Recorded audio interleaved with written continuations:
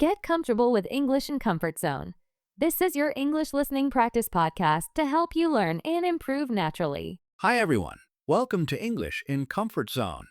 This is the podcast where you can relax, listen, and improve your English without stress. Just sit back, get comfortable, and we'll keep you company. I'm Ariana. And I'm Ken. Every episode, we talk about something new, something that helps you get better at English in a way that feels natural. And today, we're talking about how to speak more fluently, not by memorizing more words, but by using smarter ways to improve. A lot of learners feel stuck when they try to speak. They know the words, but something still feels off. Maybe the sentences don't come out smoothly, or it takes too long to find the right words. Yeah, and sometimes it's not even about vocabulary. You can know hundreds of words and still feel like speaking is harder than it should be. So today we're going to talk about what actually helps how to make speaking feel easier, how to practice in a way that works, and how to train your brain to think in English fast and speak naturally. Make yourself comfortable, grab a drink if you want, and let's get started. We always notice how some people can understand English just fine, but the second they have to speak, they freeze. It's like their brain just locks up. Yeah, that happens a lot. It's not because they don't know the words. It's because speaking and understanding are different skills. I feel like people overthink it. They start worrying about grammar, pronunciation, if they sound weird. And by the time they figure it out, the moment's gone. That's part of it. But there's also the fact that speaking takes practice. If someone only listens and reads, their brain isn't used to forming sentences in real time. But what about people who do practice and still get stuck? That's usually because they practice the wrong way. A lot of learners focus too much on memorizing instead of actually training their brain to speak. So what do you think is worse, lack of practice or overthinking? Lack of practice. Overthinking happens because people don't have enough speaking experience.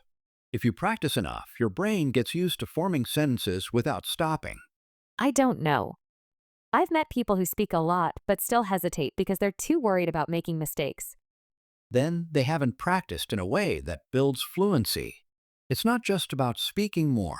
It's about speaking in a way that trains your brain. Whether you freeze up, overthink, or just don't have enough practice, you need the right strategies. It's not just about talking more, you have to train your brain to think in English before you speak.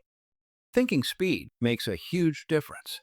If your brain takes too long to find words, your sentences break down.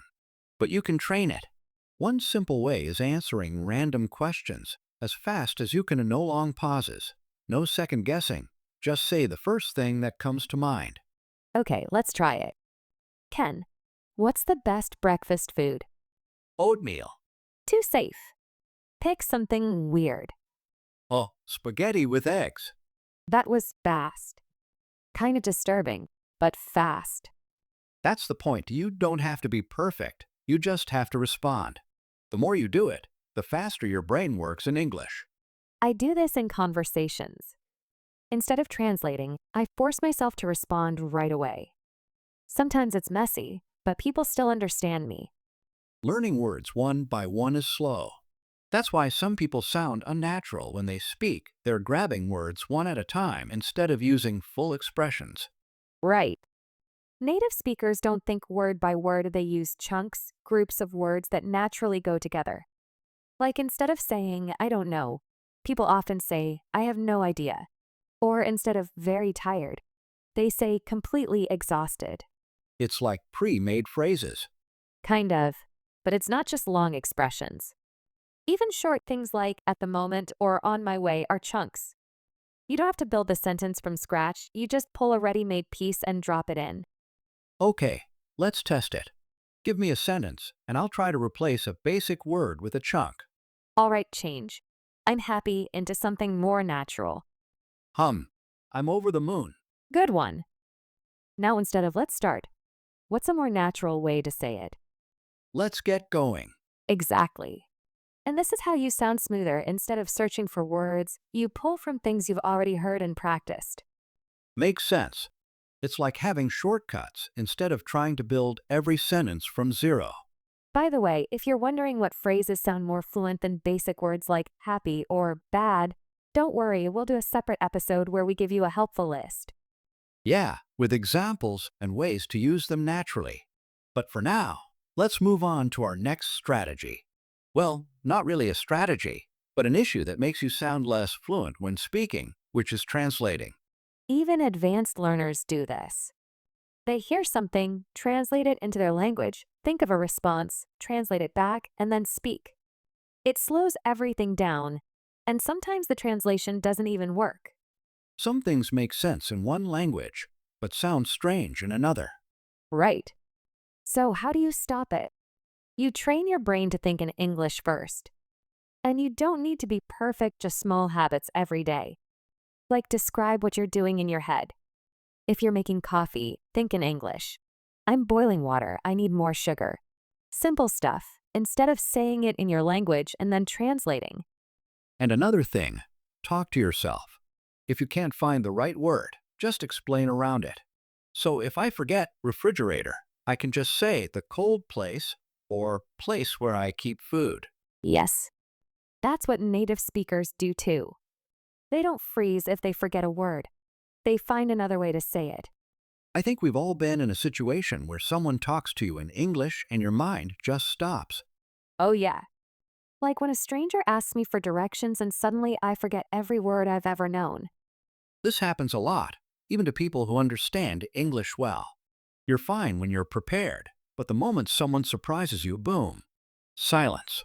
Or worse, you panic and say something that makes no sense. One time I was at a coffee shop and the barista asked, "How's your day?" I meant to say good, but somehow I said coffee You answered, coffee? with confidence. Coffee. Just one word, no explanation. Then I took my drink and left. That's impressive. Thank you. But yeah, unexpected conversations throw people off. So what's the fix? First, buy yourself time. If someone asks something and you panic, don't stand there frozen. Say, let me think, or oh, good question. It gives your brain a second to catch up. And if you don't understand them, ask them to repeat. Simple stuff like, sorry, can you say that again? Or could you speak a little slower? No need to overthink it. Yeah, no one's judging you. People repeat things all the time, even in their own language. And if you don't know how to answer, just say, I'm not sure, or I don't know much about that. But instead of freezing up or just saying coffee and leaving. Or that. And that's it for today. Remember, it's all about getting used to those moments when you don't know what to say. It's fine. Really, you'll get better every time. And next time you're stuck, just give yourself a second. You'll figure it out. As we always say, don't stress over mistakes, everyone makes them. Keep practicing and you'll find it gets easier. You don't have to be perfect, you just have to keep going. Thanks for listening, everyone. Thanks, Ken. Before we end, let's go over some words and phrases that may be new or unfamiliar to you. Feels off, meaning something doesn't seem right or normal. Example, I don't know why, but this place feels off to me. Figure out, meaning to understand or solve something.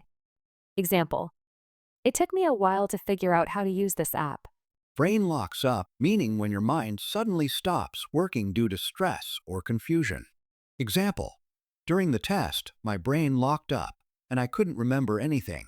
Freeze, meaning to stop moving or reacting, often due to fear or nerves. Example, I always freeze when I have to speak in front of a crowd.